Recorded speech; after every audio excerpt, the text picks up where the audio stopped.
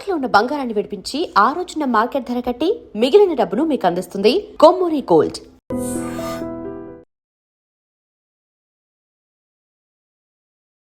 నమస్కారం, welcome to I dream. ధర్మ మార్గం విత్ విజిత కార్యక్రమానికి స్వాగతం.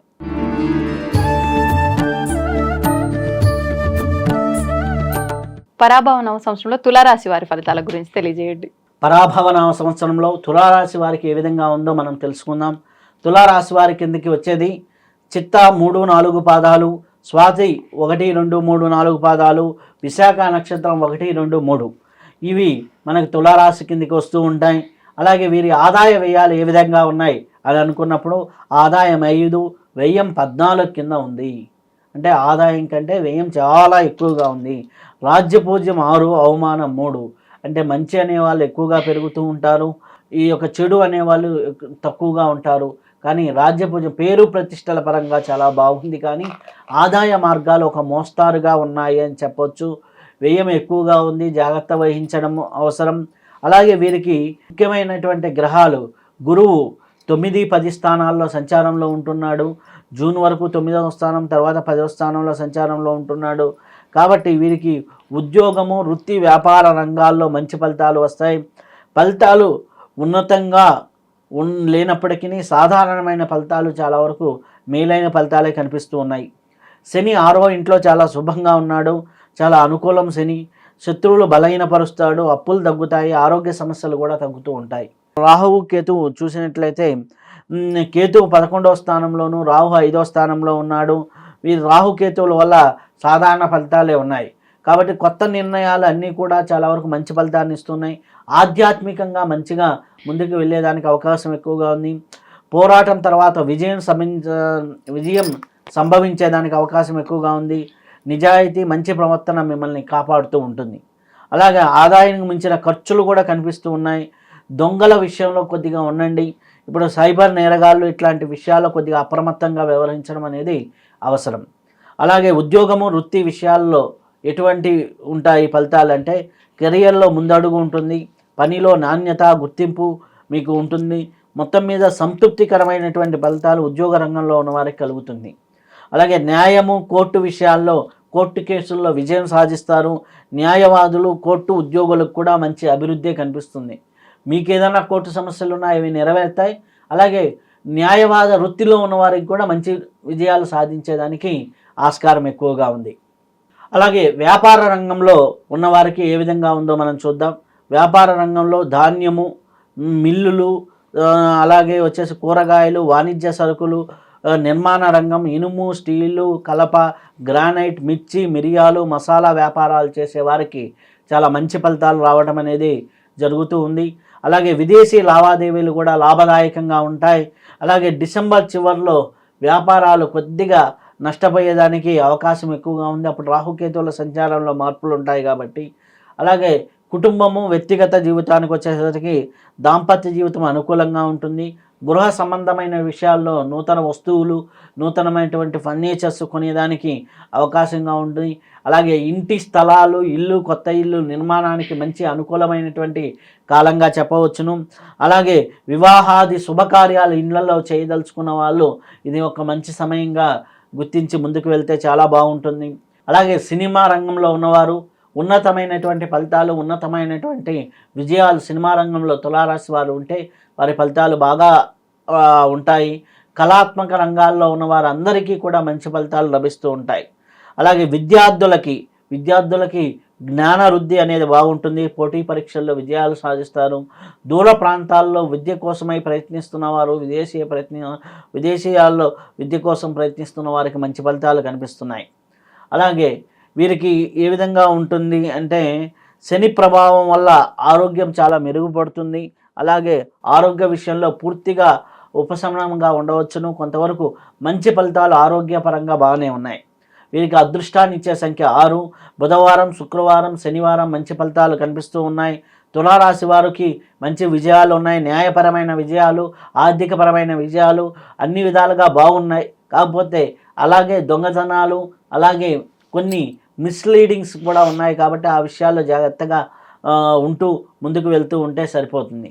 ఈ రాశి వారికి ఇంకా మెరుగైన ఫలితాలు పొందాలి అనుకుంటే వారు చేయవలసిన రెమెడీస్ ఏంటి అన్నప్పుడు దుర్గాదేవిని ఆరాధన చేసుకోవడం, సుబ్రహ్మణ్య స్వామిని పూజించుకోవడం, అలాగే నిత్యము కూడా దుర్గాదేవికి సంబంధించినటువంటి స్తోత్రాలు కానీ, సుబ్రహ్మణ్య స్వామికి సంబంధించిన స్తోత్రాలు కానీ పారాయణ చేసుకుంటూ ఉంటే చాలా వరకు మంచి ఫలితాలు పొందేదానికి ఆస్కారం ఎక్కువగా ఉంది. అలాగే మనకి తెలుగు రాష్ట్రాల్లో విజయవాడ దుర్గమ్మ అమ్మవారు శక్తిపీఠాల దర్శనం చేసుకుంటూ ఉన్నా కానీ చాలా అద్భుతమైన ఫలితాలు కలిగేదానికి అవకాశం ఎక్కువగా ఉంది. ఇప్పుడు మనం గోచార ఫలితాలు ఇప్పుడు సంపూర్ణంగా మనం తెలుసుకుంటూ ఉన్నాం. అలాగే గ్రహచారం జాతక ఫలితాలను కూడా జాతక ఫలితాలను కూడా కలుపుకొని ముందుకు వెళ్తే చాలా మంచి రెమెడీస్ చేసుకుంటే మంచి ఫలితాలు వచ్చేదానికి ఆస్కారం ఎక్కువగా ఉంది. కాబట్టి ఈ రెండింటిని కలిపి ఒక మంచి ఆస్ట్రాల దగ్గర చూసుకొని ఈ యొక్క ఫలితాలని పొంది రెమెడీస్ని చేసుకుంటూ ఉంటే చాలా అద్భుతంగా ఉంటుంది ఈ తులారాశి వారికి. గురుగారు, పరాభవ నవ సంవత్సరంలో వృశ్చిక రాశి వారి ఫలితాలు ఎలా ఉన్నాయండి? ఇప్పుడు పరాభవ నవ సంవత్సరంలో వృశ్చిక రాశి వారికి ఏ విధంగా ఉందో మనం తెలుసుకుందాం. వృశ్చిక రాశి వారు అంటే విశాఖ 4వ పాదము, అనురాధ 1, 2, 4 పాదాలు, అలాగే జ్యేష్ఠ నక్షత్రం 1, 2, 3, 4 పాదాలు. అంటే విశాఖ నక్షత్రం 4వ పాదం నుంచి అనురాధ మొత్తము, జ్యేష్ఠ మొత్తము కలుపుకొని మనము వృశ్చిక రాశి కింద మనం చెప్పుకుంటుంటాం. అలాగే వీరికి ఆదాయం ఎంత ఉంది అంటే 11 ఉంది, వ్యయం 5 ఉంది. ఆదాయం 11, వ్యయం 5, రాజ్యపూజ్యం 2, అవమానం 6. అంటే వీరు బాగానే సంపాదిస్తారు. ఆదాయం ఎక్కువగా ఉంది. అలాగే చెడు అనే వాళ్ళు కొద్దిగా అవమానాలు ఉన్నాయి కాబట్టి కొంతమంది చేత మాట పడాల్సి వస్తూ ఉంటుంది. వీరి గ్రహస్థితి ముఖ్యంగా చూసుకున్నట్టయితే గురువు 9వ స్థానంలో శుభ ఫలితాన్ని ఇస్తూ ఉన్నాడు. శని 5వ స్థానంలో అనుకూలంగా ఉన్నారు.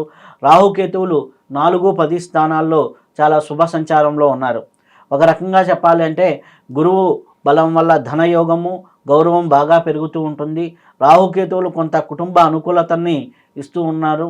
అలాగే చిన్న చిన్న గొడవలు, చిన్న చిన్న పొరపాత్యాలు తప్ప మిగిలినవన్నీ కూడా వృశ్చిక రాశి వారికి అనుకూలంగానే ఉన్నాయని చెప్పవచ్చు. ఆశయాలు నెరవేరుతాయి, ఆగిపోయిన పనులు పూర్తవుతాయి, అధికారుల అనుగ్రహం లభిస్తుంది, బాకీలు వసూలవుతాయి, పేరు ప్రతిష్టలు మెరుగుపడుతుంది. అలాగే మధ్య మధ్యలో అనవసరమైన మాటల వల్ల కొద్దిగా ఇబ్బందికర పరిస్థితులు తలెత్తేదానికి ఆస్కారం ఎక్కువగా ఉంది.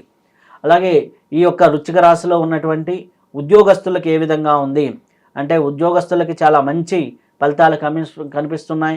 ప్రైవేటు రంగంలో ఉన్నవారికి, అలాగే కార్మికులకి కొద్దిగా మంచి ఫలితాలు ఉన్నాయి. వీరికి మటుకు పని ఒత్తిడి, ఆర్థిక ఒత్తిళ్లు కొద్దిగా కనిపిస్తూ ఉన్నాయి.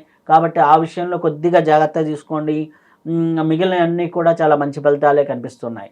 అలాగే రాజకీయ రంగంలో ఉన్నవారికి ప్రజల విశ్వాసం మెరుగుపడుతుంది, పదవి లభించే యోగం ఉంది, పేరు ప్రతిష్టలు కూడా బాగా ఉన్నాయి.